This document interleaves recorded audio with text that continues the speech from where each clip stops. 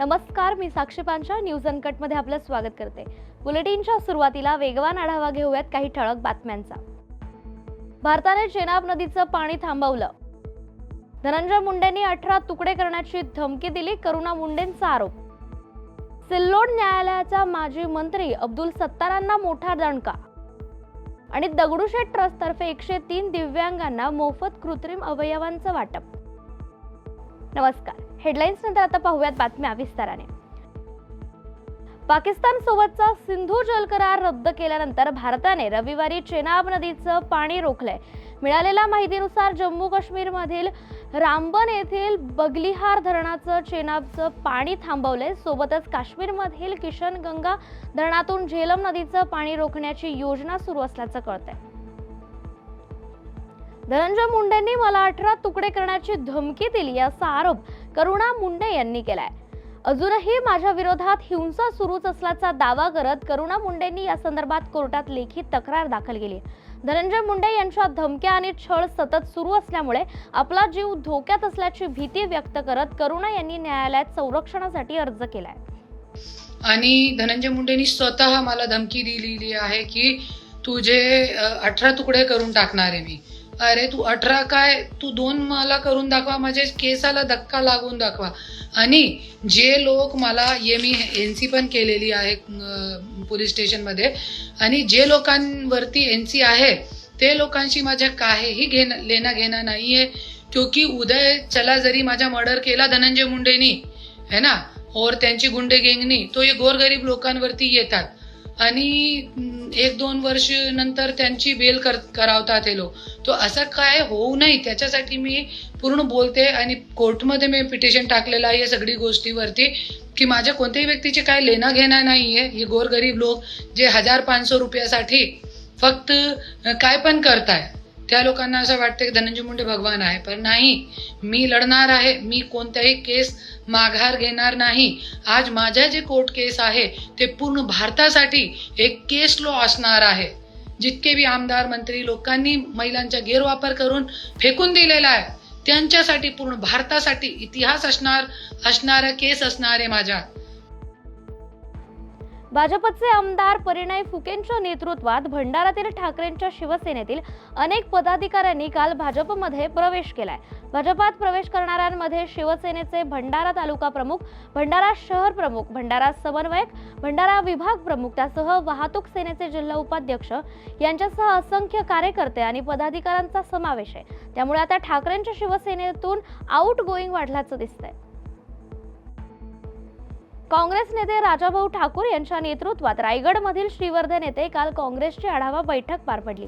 एकेकाळी barrister AR Antule यांच्या नेतृत्वात काँग्रेसचा बालेकिल्ला असलेला रायगड जिल्हा आता पुन्हा एकदा त्यांच्या ताब्यात घेण्यासाठी काँग्रेस सरसावलंय। येत्या काळात बॅरिस्टर अंतुले यांचा हा बालेकिल्ला पुन्हा पुनर्जीवित करून आम्ही काँग्रेसचीच सत्ता आणू असा निर्धार काँग्रेसचे महाराष्ट्र राज्य प्रदेश सरचिटणीस राजेश शर्मा यांनी व्यक्त केला। याचा बुलेटिन मध्ये आपण एक छोटीशी विश्रांती घेऊयात। पाहत रहा न्यूज अनकट। ऐतिहासिक वारसा लाभलेला मराठ मुलूक महाराष्ट्र। या महाराष्ट्राला विविध रंगी छटा आहेत। साहित्य, कला, पर्यटन, नृत्य, भाषा, संत परंपरा अशा विविधतेने तो नटलेला आहे। हीच गौरवशाली विविधता जपत सुवरंग मराठी केवळ महाराष्ट्राच्या सांस्कृतिक संहितेपुरते मर्यादित न राहता समकालीन नवकल्पनांवर आधारित कार्यक्रमांद्वारे मराठी मनोरंजन विश्वात स्वतःची एक अनोखी जागा निर्माण करत आहेत। मराठी मनोरंजन क्षेत्रातील उत्तम दिग्दर्शक, लेखक आणि निर्मात्यांच्या प्रतिभेचा पुरेपूर वापर करून मनोरंजनाचा आगळा वेगळा रंग उधळण्यास आम्ही सज्ज आहोत। स्वरंग मराठीचे उद्दिष्ट मराठी मनोरंजन क्षेत्रामध्ये मनोरंजनाची वहिवाट सोडून रूढीवादी पद्धती तोडून मनोरंजनाचा समृद्ध अनुभव प्रदान करून देण्याचा आहे। म्हणूनच यात विविध पद्धतीचे मनोरंजक आणि माहितीपूर्ण कार्यक्रम स्वरंग मराठीवर बघता येतील। शेवटी एकच, धकाधकीच्या जीवनात धांगडधिंगा करण्यापेक्षा बसूया, हसूया, गाऊया, जगूया नाती गोती श्रावण मोती गावामधले जीवंत रंग. नाती गोती श्रावण मोती गावामधले जीवंत रंग. चला जोडूया, चला पाहूया, जशी संस्कृती तसा स्वरंग. विश्रांतीनंतर पुन्हा एकदा स्वागत. पुढची एक महत्त्वाची बातमी आहे. सिल्लोड न्यायालयाने माजी मंत्री अब्दुल सत्तारांना झटका देत सत्तार यांच्या विरोधात दाखल फौजदारी याचिकेनुसार दर आठवड्याच्या शेवटच्या कामकाजाच्या दिवशी सुनावणी घेण्याचे आदेश दिलेत. त्यामुळे सदर प्रकरण आता फास्ट ट्रॅकवर चालणार आहे. 2014 आणि 2019च्या विधानसभा निवडणूक नामनिर्देशन पत्रासोबत सादर केलेल्या शपथपत्रामध्ये खोटी माहिती दिल्याप्रकरणी सामाजिक कार्यकर्ते महेश शंकर पेल्ले आणि डॉक्टर अभिषेक हरिदास यांनी याचिका केली आहे. माजी मंत्री व विद्यमान आमदार अब्दुल सत्तार अब्दुल नबी यांनी सन 2019च्या निवडणुकीमध्ये खोटी आणि भ्रामक माहिती देऊन शपथपत्र दाखल केले होते. सदर प्रकरणामध्ये सिल्लोड न्यायालयात मी व पुण्याचे माझे सहकारी डॉक्टर अभिषेक हरदास दोघांनी मिळून फौजदारी याचिका दाखल केली होती. सदर प्रकरणामध्ये काल कोर्टात सुनावणी होती आणि मान्य न्यायालयाने उच्च न्यायालयाच्या आदेशानुसार आमदार खासदार यांच्या प्रकरणामध्ये दैनंदिन म्हणजे रोजच्या रोज सुनावणी घेण्यात यावी असे आदेश होते. त्या आदेशानुसार अब्दुल सत्तार यांच्या या याचिकेमध्ये आठवड्याच्या प्रत्येक शेवटच्या कामकाजाच्या दिवशी तारीख चालवण्यात यावी, म्हणजे प्रत्येक आठवड्याला तारीख ठेवण्यात यावी असे आदेश दिलेले आहेत. त्यामुळे मला आता अपेक्षा आहे की सदर प्रकरण आता फास्ट ट्रॅकवर चालवण्यात येऊन लवकरच प्रकरणात निकाल लागणार आहे. महाराष्ट्र एसटी कामगार संघटनेचे रायगडच्या माणगावात आजपासून 2 दिवसीय राज्यव्यापी अधिवेशन होत आहे आणि या अधिवेशनात एसटी कामगार संघटनेचे जवळपास 40 ते 50 हजार कर्मचारी उपस्थित राहणार आहेत. राज्याचे उपमुख्यमंत्री अजित पवार, त्यासह परिवहन मंत्री प्रताप सरनाईक यांच्यासह अनेक नेते मंडळीही उपस्थित राहणार आहेत. कामगार संघटनेचे अध्यक्ष संदीप शिंदे यांनी अशी माहिती दिली आहे. काँग्रेसचे सगळे कार्यकर्ते रायगडमध्ये घरी घरी जाणार. माननीय बॅरिस्टर अंतुले साहेबांनी जे रायगडमध्ये काँग्रेसची विचारश्रेणी आणि सोयीसुविधा उपलब्ध केली आणि राहुल गांधींनी जे आत्ता देशासमोर आपली राजकीय सोच ठेवली त्याच्यासमोर आज मोदी गव्हर्नमेंटला फेल व्हावा लागला आणि जनगणना मान्य करावा लागला. आम्ही रायगडच्या प्रत्येक घरी जाणार, काँग्रेसची आयडिओलॉजी त्यांच्यापर्यंत पोहोचवणार आणि लोकांना सांगणार की देश वाचवायचा आहे. काँग्रेस मजबूत तर आपोआप होणार, पण देशच राहिला नाही तर कसं नाही. मोदीवाद जे आहे ते आम्हाला संपवायचे आणि गांधीवाद जिवंत करायचे आहे. त्याच्यासाठी आम्ही संपूर्ण रायगड जिल्ह्यामध्ये घरी घरी जाणार आहे. सर, पहलगाम बघा, हे आपण सांगतात, मी याबद्दल काही बोलू शकत नाही की काय तयारी काय, हे गव्हर्नमेंटच्या इंटरनल मॅटर आहे. पण एवढं तर मी सांगू शकतो की जे मीडियाच्या माध्यमातून नरेंद्रभाई प्राईम मिनिस्टरनी जे जे काही सांगितलं ते काही दिसत नाही आहे काही कारवाई होताना. बीडच्या केज तालुक्यातील शिरूर घाट ग्रामस्थांनी एकमताने दारूबंदीचा ठराव घेऊन गाव सुधारण्याचा संकल्प केलाय. गावात गेल्या वर्षभरात केवळ दारूमुळे 7 जणांनी आपला जीव गमावल्याने ग्रामस्थांमध्ये आता अस्वस्थता होती. त्यांच्या मागणीनुसार अखेर ग्रामपंचायतीने ग्रामसभा बोलावून सगळ्यांच्या संमतीने दारूबंदी लागू करण्याचा हा ठराव संमत केलाय. मे 2025 रोजी शिरोघाट ग्रामपंचायत यांनी आम्ही सर्व तरुणांनी किंवा ग्रामस्थांनी मिळून दारूबंदीसाठी एक ठराव एकमताने मंजूर केलेला आहे.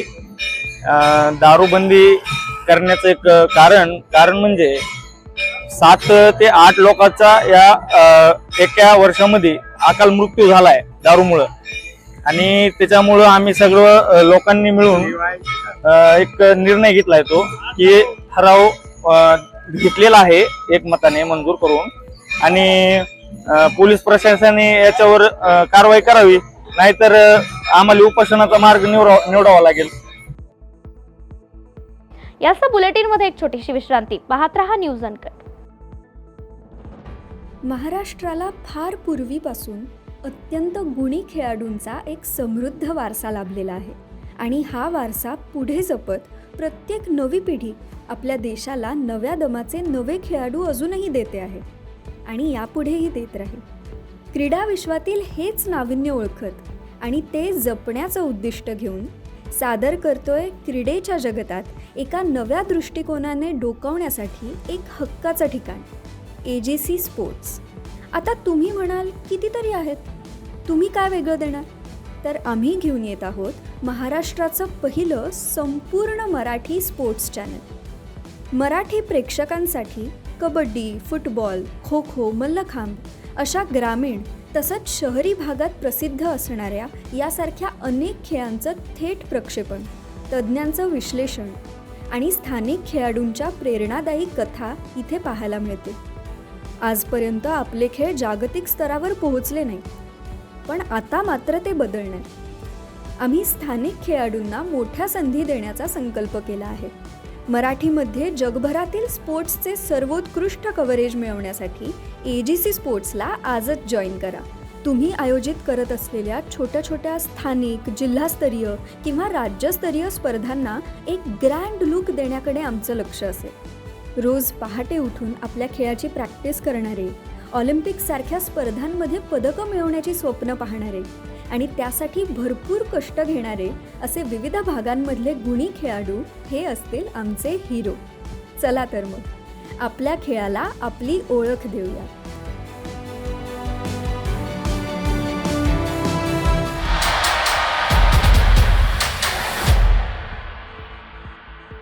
विश्रांतीनंतर पुन्हा एकदा स्वागत. पुढची एक महत्त्वाची बातमी येते पुण्यातून. श्रीमंत दगडूशेठ हलवाई गणपती ट्रस्ट आणि सुवर्णयुग तरुण मंडळाच्या जय गणेश रुग्णसेवा अभियानांतर्गत राज्यातील 103 दिव्यांगांना कृत्रिम अवयव देण्यात आलेत. ट्रस्ट आणि साधू वासवानी मिशन पुणे यांच्या संयुक्त विद्यमाने हा उपक्रम राबवण्यात आला. सणस मैदानासमोरील सजावट विभाग आयोजित या कार्यक्रमाला ऑक्सफर्ड विद्यापीठाच्या शास्त्रज्ञांनी उपस्थिती होती. ढोल ताशा पथक महासंघाच्या पहिल्या राज्यस्तरीय अधिवेशनाचं आयोजन पुण्यातील BMCC कॉलेजमध्ये करण्यात आलं होतं. ढोल ताशा हा आपल्या सांस्कृतिक उत्सवाचा आत्मा असून त्याचं उगमस्थान हे पुणे शहर आहे. ही महाराष्ट्राची अस्मिता पुढे नेण्याची जबाबदारी आपलं असल्याचं सांगत कार्यक्रमाचे अध्यक्ष मंत्री चंद्रशेखर बावनकुळे ढोल ताशा पथकांच्या समस्या सोडवण्याचं आश्वासन त्यांनी दिलंय. आणि पुढची बातमी येते महाबळेश्वरची. महाबळेश्वरमध्ये आयोजित महापर्यटन उत्सवाचा शानदार समारोप काल पार पडला. या पर्यटन महोत्सवाला उत्तम प्रतिसाद मिळाल्याबद्दल आयोजकांचं अभिनंदन करत मुख्यमंत्री देवेंद्र फडणवीस यांनी पर्यटन वाढीसाठी नागरी सुविधा आणि पर्यटन संस्कृती विकसित करणं गरजेचं असल्याचं सांगितलंय. निसर्गाने नटलेला सुंदर पश्चिम घाट, 720 किलोमीटरचा समुद्र किनारा यासह अनेक पवित्र तीर्थक्षेत्र महाराष्ट्रात आहेत. हे सौंदर्य देशविदेशात पोहोचवण्यासाठी हा महोत्सव महत्त्वाचा असल्याचं मत यावेळी मुख्यमंत्र्यांनी व्यक्त केलंय.